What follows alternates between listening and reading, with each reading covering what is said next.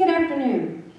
When I write one of my final presentations, I ponder on what inspired me, what changed me, or what was so awe-inspiring that if I share it with somebody, it will do the same to them.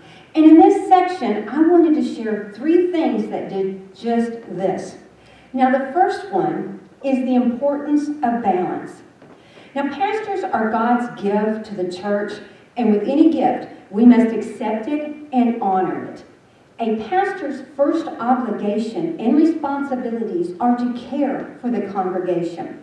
Some pastors will give out until they have nothing left to give, especially in small churches, where their role encompasses that of a teacher, an organizer, counselor, janitor, and encourager even. And the list could go on and on. This precious gift that God gave us needs our help. We need to help them live a balanced life. We must make sure we, as their congregation, give back as much as they give. Now you might ask, how do we do this? By working with them and beside them, because this relationship allows us to see and really know what they need. Is their tank full or is it running on low? Is it time for them to take a vacation? I found it interesting in one of my interviews. I was surprised to find out that this pastor never took a vacation. They attempted once, but turned around because things at their church was falling apart.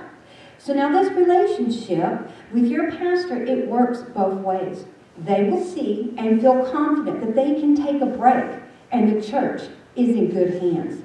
And the more confident they feel about the people and their abilities allows them to live a balanced life. This relationship allows us to help our pastor, to show our love for them, and to honor them as the gift of God that they truly are. The second thing is think big and don't let fear of failure stop you. Fear of failure can stop us from thinking big. In Genesis, when God spoke, He created the universe. And I'm going to tell you guys, that is thinking big. We should use this as an example, not to pray small. Our God is not a small God, and He wants us to pray big. In Ephesians 3:20, He even says that He can do exceedingly abundantly above what we can ask or think. This encourages high, faith-filled expectations because God's capabilities far surpass our dreams and our prayers.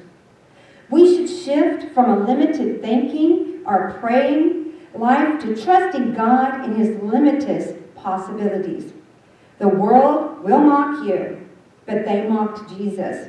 So don't let fear stop you from praying it, saying it, and Lord, decreeing it. Now, the third thing that I found important was the importance of spousal support and involvement. I was blessed when we interviewed our pastors for this section because both had wives that were also ordained. So I was able to hear the position of a wife that had a call to ministry, but also the helpmate to her pastor husband. Both couples had over 30 years of experience in ministry and marriage. Both struggled with small churches and congregations that were set in their ways, happy to relive the past than to move forward. I found myself just wanting to listen to them speak, take it all in about their path, rather than asking the questions that I was supposed to ask.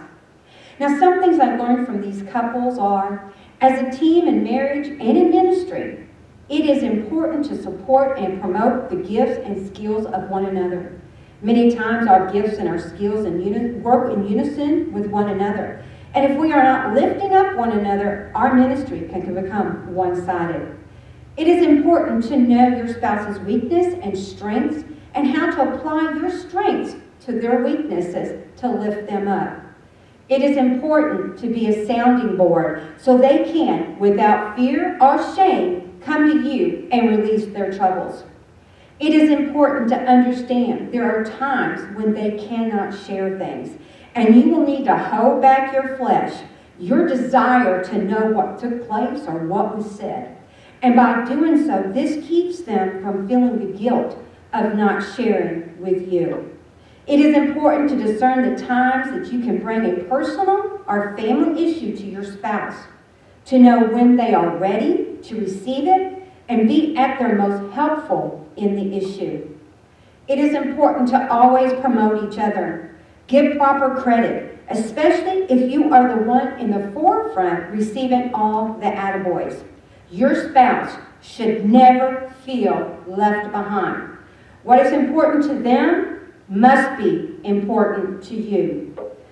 These are the three things that I desire to share in this final presentation because they meant something to me, and I hope they also meant something to you. Good afternoon.